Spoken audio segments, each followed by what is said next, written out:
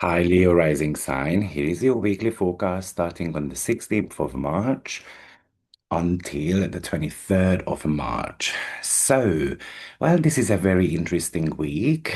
We have got two passes happening on your north node, both by Mercury. Mercury once it's retrograde, and then at the end of the week, it's going to be making another conjunction to north node, and that's going to be a direct Mercury. But of course, you are ruled by the sun, and the sun is making an aspect this week, and that's a sextile to Uranus. So we will break that down. And potentially, Jupiter and the Cancerian part of your chart get super active by three asteroids moving in there, as well as, of course, Jupiter receiving some triggers there. And the 12th house is very much about your internal power. It's about your subconscious. So this might be an indication that you are going through a quiet but quite a massive spiritual upgrade, and that could be paying off in the physical world in the near future. But you might receive some fated messages. Maybe you get these intuitive hits through secrets, or you get some news about finances, even job opportunities. There's a great reset happening in your ninth house, and that might be connected to relocation. But let's break that down how this is going to be potentially playing out for you. I think it's quite a monumental week. Your ruling planet is the sun, and this week it is lighting up the most expensive and transformative area of your chart, and that's the eighth house. There is a fated redirection happening in your finances or in your partner's finances. There is a great reset happening, which is potentially changing your philosophy and worldview or your wisdom about how you have been leading your own life. But somehow you start moving from this quiet strategic position to more of a bold and public stand as well. So why do we have that fated message here? Well, like I said at the beginning of the video, Mercury retrograde conjuncts North Node in your eighth house, and at the end of the week, it's going to be happening again, just Mercury will be direct. And the eighth house is the house of secrets, depth, transformation, shared finances, inheritances, taxes, the partner's income. So you need to be thinking back to mid-February. Did you have a discussion about joint investments, or did you have discussions about inheritance, legal settlement?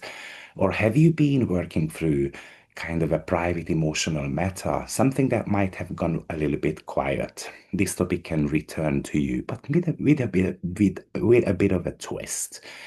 Maybe you find a secret document, you receive an unexpected financial news, or you finally understand certain type of deep family and psychological patterns in your life.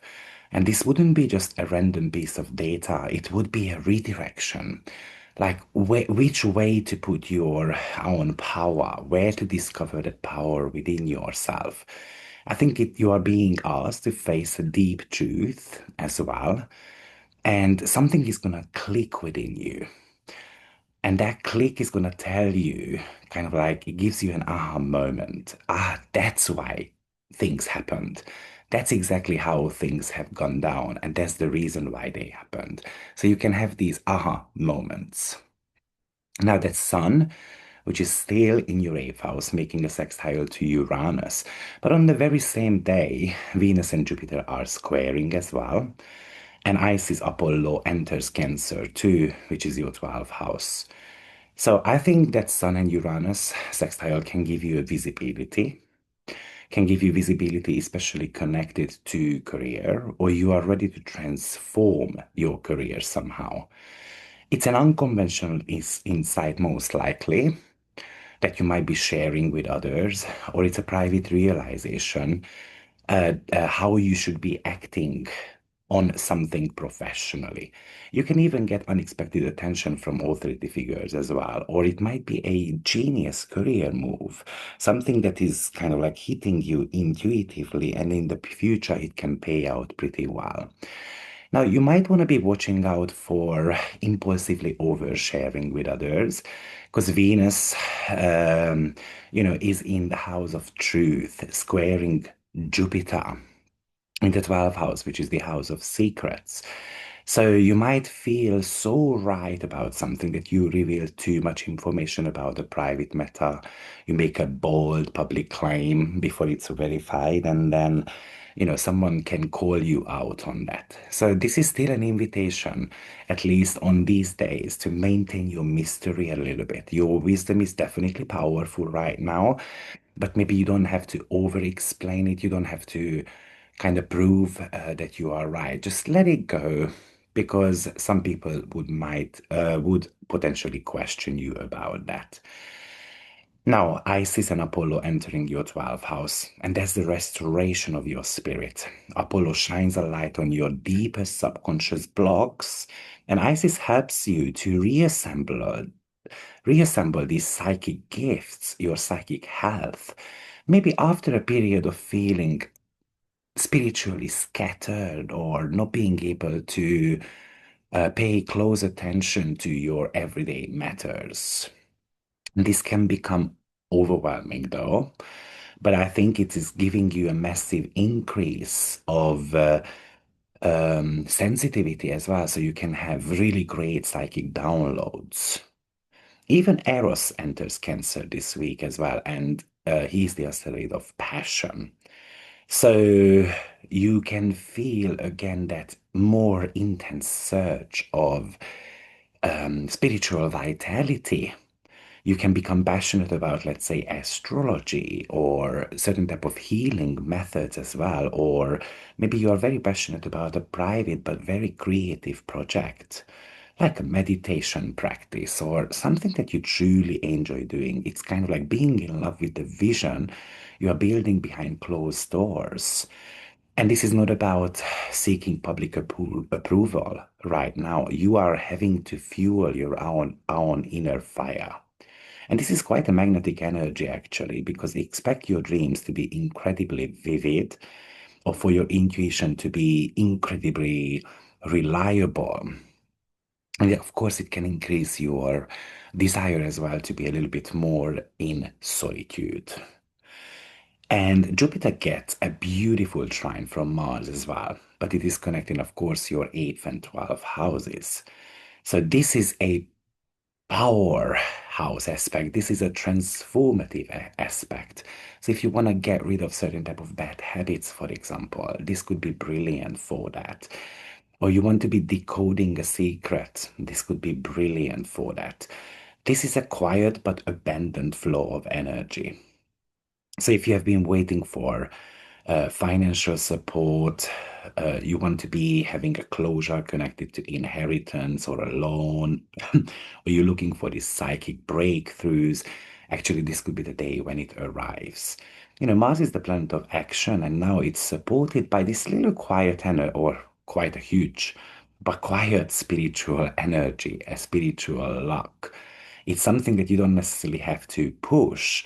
It just simply comes to you. So this day is very good for receiving funds, realizing deep psychological truth, finding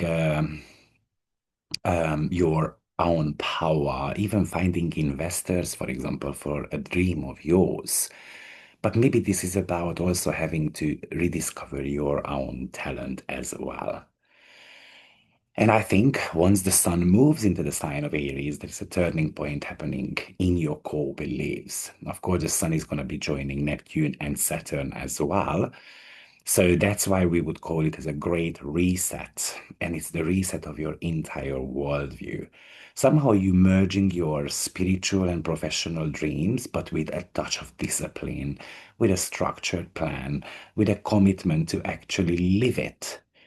Maybe you decide to go back to school, you decide to move internationally, or you are ready to finalize a legal or a publishing contract, for example, something that is going to put you on a different road of destiny. This isn't about a maybe. This is more to do with I'm going to be taking action about it. This is about anchoring your highest truth into a concrete life path. And most likely something you might have got passionate about since February. But you might not have felt that cosmic push to go towards that passion. And now this would be the time to do so. And we close the week again with Mercury moving forward in your eighth house, while Juno in your sixth house makes a trine to Uranus in your 10th house as well.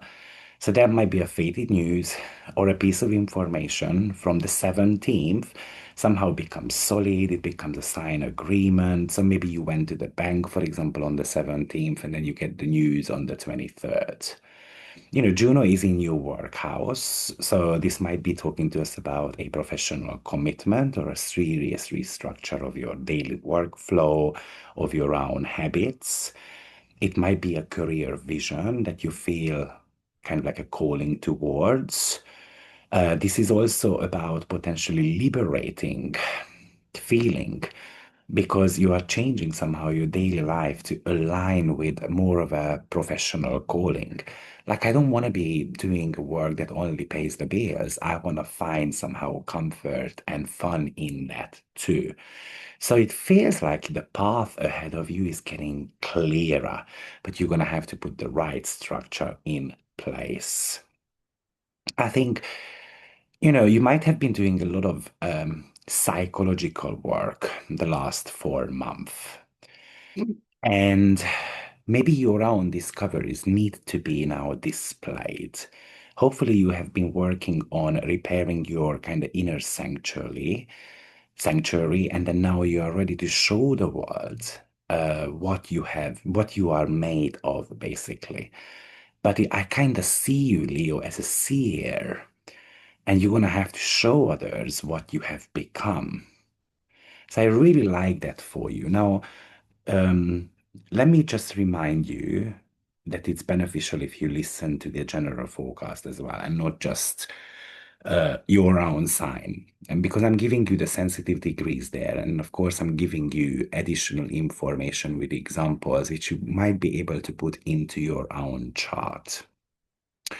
Also, remember, potentially, I would say that this week might be a week when you don't necessarily have to be just alone all the time. Maybe at the beginning of the week, you might want to do such things, but once the sun moves into Aries and makes a conjunction with Saturn, then this is about making connections as well. This is about fostering genuine connections because the sun is you and Saturn is your potential partner. And maybe you can be meeting someone new who has got a very vivid imagination or someone who has seen the world already. But definitely this week, you seem to be very attuned to other people's emotions. And that can be overwhelming. You walk into a room and then you feel the people. And therefore, you can make a lot of sacrifices as well because you want to be helping others to get in touch with their own inner sanctuary too. And maybe this is also a reminder that you're going to have to be able to find a balance between those two. But also, I would say that, the emotional weight of other people's problem can start bugging you as well. So don't become the shoulder to cry on for everyone, because you still have got a lot of heavy water in your chart, which can make you hypersensitive. You don't need to take on the burden of the world. But definitely this week, you seem to be very creative, very imaginative, potentially quite compassionate as well. And it looks to me that you want to be able to figure out your own sense of direction, your own path. Yeah, so good luck, Leo, and I will see you next week. Take care. Bye bye.